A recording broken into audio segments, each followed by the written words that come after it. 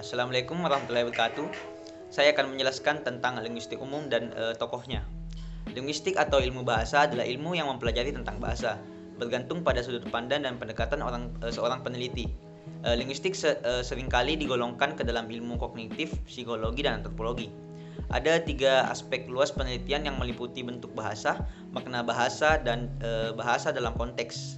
Awal kegiatan yang dikenal dalam deskripsi bahasa telah berkaitan dengan Panini sekitar 500 tahun sebelum Masehi dengan analisisnya dari bahasa Sanskerta di Astadhayati.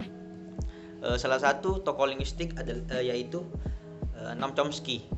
Chomsky lahir pada 7 Desember 1928 di Pennsylvania, Amerika Serikat. Dibesarkan di tengah keluarga yang berpendidikan, pasangan dari Dr. William Chomsky dan Elsie Simonovsky. Ayahnya dikenal sebagai ahli gramatika bahasa Ibrani yang disebut harian New York Times sebagai ahli gramatika bahasa Ibrani terkemuka yang menulis sejumlah karya gramatika bahasa. Pada usia 12 tahun, Chomsky sudah membaca salah satu karya berat ayahnya tentang tata bahasa Ibrani abad ke-13. Selain memperkenalkan bahasa dan warisan budaya leluhurnya, ayah Chomsky juga memperkenalkan tradisi intelektual yang melekat dalam diri Chomsky. Sementara ayahnya mewarisi tradisi kebebasan intelektual, ibunya yang memiliki kecenderungan kekiri-kirian atau anti kemapanan menekankannya penting keseimbangan untuk bertindak sebagai pemikir yang sekaligus aktivis. Pendapatnya yang sering berbeda dengan opini umum memberikan perspektif dan arti baru berbagai istilah dan peristiwa, mengundang serangan dari kalangan tertentu, dan pemahaman baru terhadap hal-hal yang tak terbayangkan sebelumnya pada kalangan lainnya. Semua gagasan yang mengundang kalangan penentang dan pendukung selalu ditampilkan secara berbobot. Masalah jarak dan realitas dan pemaknaan media besar dalam berbagai kasus seperti Perang Dingin, tatanan dunia baru demokrasi, dan lainnya merupakan objek utama Chomsky. Ia terjun dalam berbagai opini yang selalu bertentangan dan berbeda. Lalu mencari makna sebenarnya dalam gagasan yang saling bertentangan dan berbeda dan bahkan saling bertabrakan itu.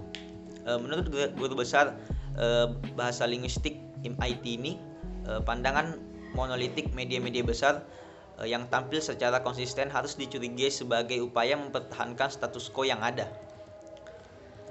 Watak kritis ini sebagai ahli linguistik yang banyak menulis soal-soal politik internasional, selain dibentuk oleh banyaknya gagasan yang mempengaruhinya, juga dibentuk dari bidang yang ditekuni, yaitu Cartesian linguistik.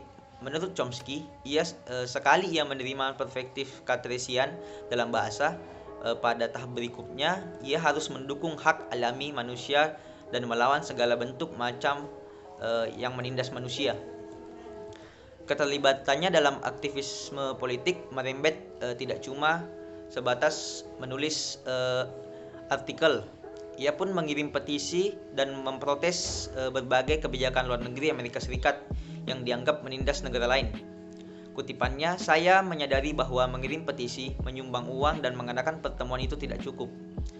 Saya berpikir penting jika kita mengambil bagian secara aktif, dan saya sadar benar apa akibatnya," kata Chomsky. Oleh karena gagasan-gagasannya yang radikal mengenai berbagai soal kebijakan luar negeri Amerika Serikat itu, namanya sempat masuk dalam daftar musuh Gedung Putih pada masa pemerintahan Richard Nixon. Ia pun ditangkap dan diinterogasi petugas keamanan karena gagasan-gagasannya itu, yang kemudian pernah membuatnya bertanya-tanya apakah dia tinggal di Amerika atau di negeri lainnya. Namun demikian, ia terbilang tidak kenal jerah. Ia bahkan menyebutnya sebagai akibat tanggung jawabnya sebagai intelektual. Bertrand Russell dan Albert Einstein sama-sama dikenal sebagai intelektual hebat. Keduanya sepakat bahwa bahaya tengah mengancam umat manusia, tetapi mereka memilih jalan yang berbeda untuk meresponnya. Einstein hidup dengan enak di Princeton dan mengabadikan dirinya semata-mata untuk riset seraya sekali menyampaikan orasi ilmiah. Sementara Russell memilih melakukan demonstrasi di jalan, kata Chomsky yang memasang foto Russell di ruang kerjanya di MIT. Ingin tahu hasilnya? Russell dikutuk sementara Einstein dipuji selangit seperti layaknya malaikat.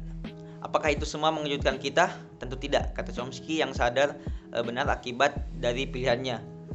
Adapun teori-teori yang dikemukakan Chomsky yaitu gramatika.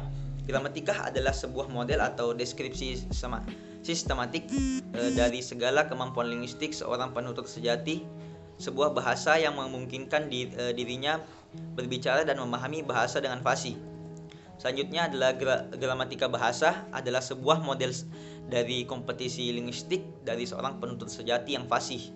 Kompetisi adalah pengetahuan seorang penutur dan pendengaran sejati ihwal bahasanya, sedangkan performansi adalah pemakaian bahasa secara aktual dalam suasana konkret. Selanjutnya, linguistik bagi Chomsky adalah terutama berkaitan dengan kompetensi yang terdiri atas dua jenis, kompetensi pragmatik dan kompetensi gramatikal. Yang disebut pertama ini berurusan dengan informasi non-linguistik seperti pengetahuan data kepercayaan perorangan. Yang disebut pertama ini berurusan dengan informasi non-linguistik seperti pengetahuan latar kepercayaan perorangan dalam menginterpretasikan kalimat. Selanjutnya ada kompetensi gramatika, yaitu mengayumi tiga kompetensi yaitu sintaktik, semantik, fonologis. Grammar tata bahasa terdiri atas komponen yang saling berkaitan yaitu komponen sintaksis, semantik, dan fonologis. Sekian penyampaian tentang linguistik umum dari saya. Assalamualaikum warahmatullahi wabarakatuh.